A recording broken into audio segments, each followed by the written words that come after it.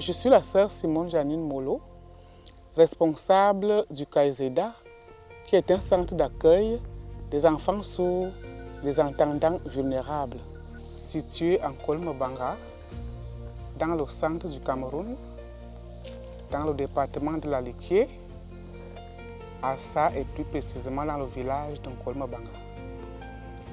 Le centre est né en 2011 sous un effort de carême. Je me suis promenée dans les villages environnants de ça. On a découvert que beaucoup d'enfants sourds-muets étaient abandonnés dans les villages. Alors, on a fait un rapport de cet état de choses qu'on a présenté aux autorités. Le centre accueille donc, héberge et encadre ces enfants.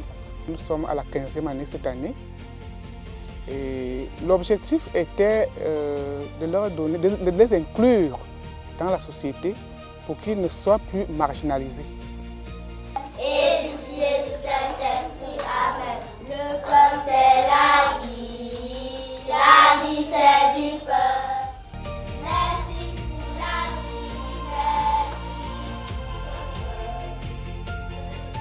La première difficulté, c'est l'encadrement des enfants sourds. Au début, j'avais cru prendre le taureau par les cornes en envoyant en formation 2 jeunes du village à l'IFES d'ALS de Yaoundé comme enseignants spécialisés. Ils ont eu cette formation pendant 3 ans et sont revenus, mais faute de salaire, tous 2 ont démissionné. Depuis ce jour, nous essayons de recruter des enseignants qui sont extrêmement rares en classe. Les enseignants qui sont là actuellement n'ont pas la méthodologie. On se débrouille avec les vidéos sur téléphone. La nutrition de ces enfants est très difficile. Vu l'incapacité involontaire des parents, nous ne fonctionnons pas avec des scolarités. Ce qui est une difficulté énorme. Il faut trouver des manuels scolaires aux enfants. Il faut payer, motiver les enseignants qui sont là. Et du côté de l'internat, il faut motiver les mamans qui les encadrent.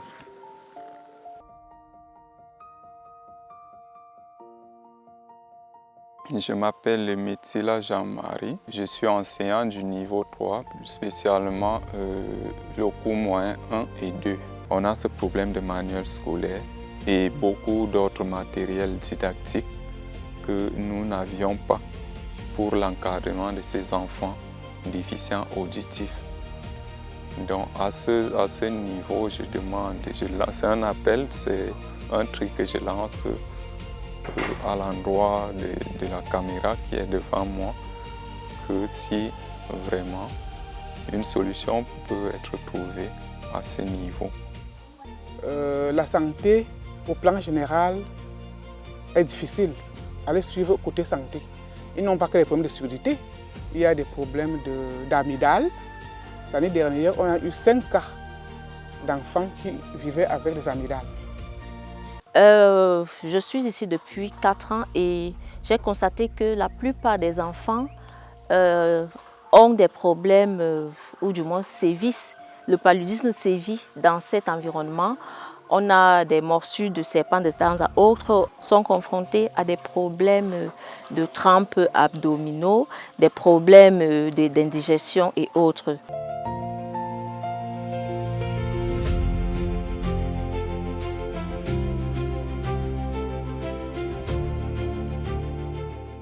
Les locaux qui abritent actuellement le CAESEDA sont des locaux d'emprunt.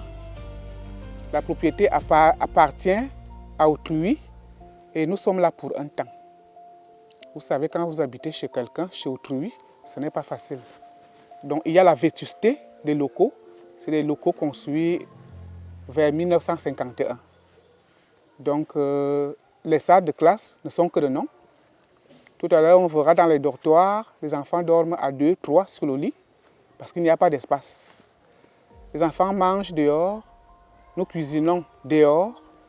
Leur salle de séjour, c'est le hangar, là où ils sont là actuellement. C'est dehors. Nous n'avons pas d'espace où ils visionnent. On n'a pas d'espace où accueillir même les parents, les visiteurs. Ce n'est pas facile. Les WC de l'autre côté sont en train de se remplir. Parce que ça fait quand même plus de 10 ans que nous sommes ici. Tout est difficile.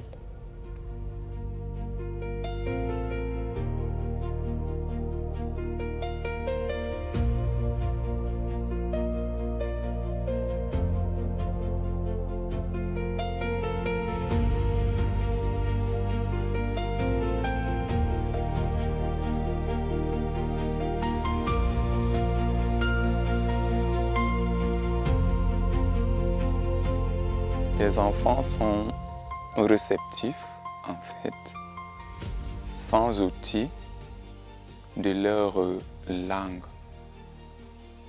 qui est la langue des signes, la LSF. Moi, particulièrement, j'ai appris cette langue de ces enfants. Donc, peut-être avec le concours des vidéos ou des photos que nous faisons, nous parviendrons à résoudre ce problème. À la population de ça, aux âmes de bonne volonté, c'est d'essayer à leur niveau, ou du moins d'aider ces enfants à avoir un foyer propre à eux. Si les uns et les autres peuvent faire un geste pour pouvoir avoir un cadre sécurisant pour ces enfants. Ce travail abattu depuis 15 ans, les résultats sont assez prometteurs parce que nous avons déjà fait, je crois, 6 générations d'enfants qu'on présente au CEP et tous réussissent à 100%. Ce n'est qu'une bénédiction de Dieu. Après leurs études, il y en a qui rentrent en famille parce qu'on n'a pas où les orienter. Ceux des entendants qui peuvent continuer vont jusqu'aux études universitaires. Certains sont dans des formations des formations pratiques. Je pense à la couture, à la coiffure, à la menuiserie.